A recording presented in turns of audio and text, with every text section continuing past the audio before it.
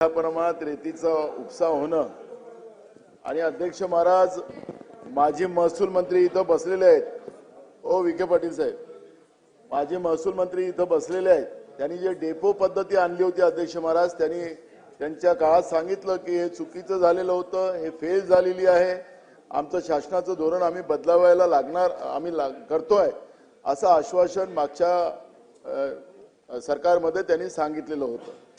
अध्यक्ष महाराज, या डेपोच्या माध्यमातूनच मोठ्या प्रमाणात हे रेती माफिया जो आहे सरकारच्या सोबतीमध्ये आहेत, काही लोक यांच्या माध्यमातून मोठ्या प्रमाणात या पद्धतीचं या माफियांचं काम चाललेलं आहे.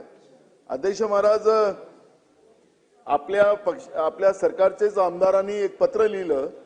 त्या पत्रामध्ये असं लिहिलं आहे की हे मोठ्या प्रमाणात माफिया या ठिकाणी येते, पर्यावरणाचं नुकसान होते आहे, याचे तिथले स्थानिक सरकारातलेच लोक, काही आमदार पण त्याच्यामध्ये सहभागी आहे असं पत्र त्यांनी लिहिलं. ते पैसे महसूल मंत्र्यापर्यंत आणि मुख्यमंत्र्यापर्यंत पोहोचते असं पत्र या सत्ता पक्षाच्या आमदारांनी लिहिलेलं आहे अध्यक्ष महाराज. आणि त्याच्याकडे दुर्लक्ष झाल्यामुळे आपण पाहतोय अध्यक्ष महाराज, 6 मार्च 2025 रोजी अवैध रेतीच्या डंपराच्या अपघातात वटी तालुका मोहाडी जिल्हा भंडारा येथील 12 वर्षीय एकता विजय सेलुकर या मुलीचा मृत्यू होणे व तिचे वडील गंभीर जखमी झाले असून वीर कन्हैया लाल महावाडे हा 12 वर्षाचा मुलगा गंभीर जखमी होऊन त्याचा या अपघातात एक हात गमवावा लागला. अध्यक्ष महाराज, या घटनेमुळे स्थानिक जनतेत पसरलेली तीव्र असंतोषाची भावना, याबाबत राज्य शासनाने तातडीने चौकशी करून या घटनेतील आरोपीवर कठोर कारवाई करण्याची आवश्यकता, भंडारा जिल्ह्यातील अवैध रेती उत्खनन रोखण्यासाठी अध्यक्ष महाराज यांनी आता या ठिकाणी यांना पर्यावरणाची परवानगी नसताना सुद्धा मोठ्या प्रमाणात उत्खनन चालू आहे. आणि मध्य प्रदेशमधून झिरो रॉयल्टीच्या नावाने अध्यक्ष महाराज मोटरसायकलवर रेती, मोटरसायकलचं त्याला जिओ टॅग लावला जातो, ते मध्य प्रदेशमध्ये जाते आणि तेही मध्य प्रदेशमधून मोटरसायकल येते आणि मग भंडारा जिल्ह्यातल्या रेतीच्या घाटावरून ते रेती भरली जाते आणि ते ट्रक नागपूरकडे रवाना होतात. अध्यक्ष महाराज, या पद्धतीने लूट चालू आहे. एकीकडे गरीब लोकांच्या घरकुलासाठी रेती मिळत नाही आणि एकीकडे रेती माफिया मोठ्या प्रमाणात साम्राज्य फलताना आपण पाहतोय. अध्यक्ष महाराज, ज्या 12 वर्षाच्या मुलीचा जीव गेला, एक 17 वर्षाच्या मुलाचा हात त्या ऍक्सिडेंटमुळे हात तोडला गेला. अध्यक्ष महाराज, काय चाललंय या महाराष्ट्रामध्ये? पोलीस विभाग, महसूल विभाग त्याच्यामध्ये सहभागी आहे. अध्यक्ष महाराज, एकीकडे मुख्यमंत्री सांगतात की ओएसडी असेल, पीए असेल, हे करप्टेड आहेत, भ्रष्टाचारी आहेत. ते कोण करप्टेड होते, कोण भ्रष्टाचारी होते? पीए त्यांची नावं तरी जाहीर करा. एकीकडे आपण सांगता की आम्ही भ्रष्टाचार मुक्त महाराष्ट्र करायला निघालो, आम्ही आमचं समर्थन आहे तुम्हाला, ते केलं पाहिजे. पण अध्यक्ष महाराज, ज्या पद्धतीनं सर्वसामान्याला जगणं मुश्किल केलं या रेती माफियांनी, बीडच्या घटनेमध्ये जे काही आलं ते रेती माफियामुळेच आलं. अध्यक्ष महाराज, काय महाराष्ट्रातले प्रत्येक जिल्हे रेती माफिया तयार करतात आपण?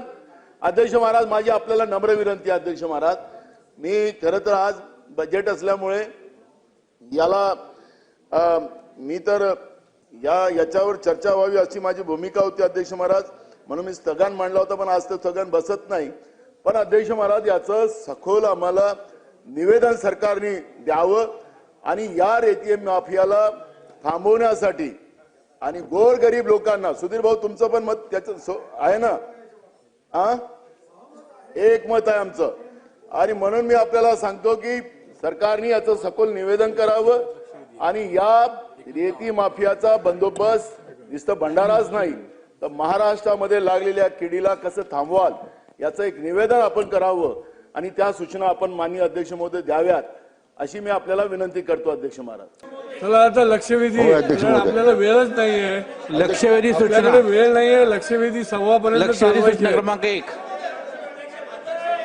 अध्यक्ष महोदय, दुपारी 2 वाजता राज्याचा अर्थसंकल्प मांडला जाणार आहे आणि आज सन्मान्य सदस्याचे लक्षवेधी भरायचं. अध्यक्ष महोदय, लक्षवेधीला आपण सुरुवात करावी अशी अध्यक्ष महोदय विनंती आहे.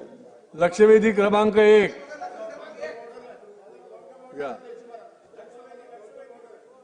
आता लक्षवेधी घेऊन काय ऑर्डर आहे? पॉइंट ऑफ ऑर्डर असा आहे की नागपूरची एक लक्षवेधी आमची लागलेली होती आणि एक अकोल्याची. आपण तिथून सांगितलं होतं की आम्ही हा सोमवारी लावू असं तुम्ही सांगितलं.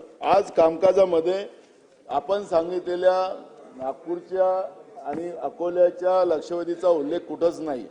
त्यामुळे आपण आदेश दिलेले होते, आपण ज्या सूचना केलेल्या होत्या त्याची अंमलबजावणी का झाली नाही? म्हणजे आपल्या आदेशाचं पालन होत नसेल मग काय होतं? दुसऱ्याच लक्षवेधी आल्यात अध्यक्षपदात इथं. आपणच सांगितलं होतं की आम्ही सोमवारी लावू म्हणून. सरकारी अध्यक्ष महोदयांशी चर्चा करून उद्या घ्यायला आपण त्यांना सांगू. त्यांच्याशी चर्चा केली जाईल आणि उद्या घेऊ. माझा मुद्दा एकदम साधा आहे. माझा मुद्दा एकदम साधा आहे अध्यक्ष महाराज. आपण सूचना दिल्या होत्या, आपण मान्य केलं होतं की सोमवारी आम्ही लावू. मंत्री नव्हते. आखरी काय तुमच्या आदेशाचंही पालन या सभागृहात होत नाही. आमचं रक्षण कोण करणार? मंगळवारी याच्या संबंधीमध्ये ही लक्षवेधी घेतली जाईल. चला लक्षवेधी 1.